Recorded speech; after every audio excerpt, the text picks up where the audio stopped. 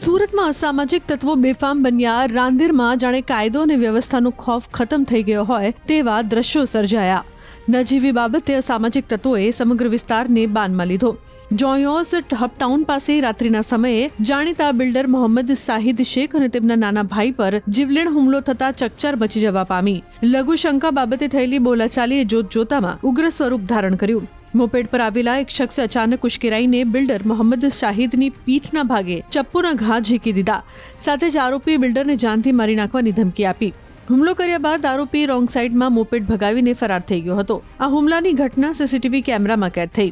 સમગ્ર ઘટનાને લઈને સ્થાનિકોમાં ફફડાટ ફેલાયો. પોલીસે હત્યાના પ્રયાસ અને હુમલાનો ગુનો નોંધીને હુમલાખોરને પકડવા ચક્રો ગતિમાન કર્યા છે.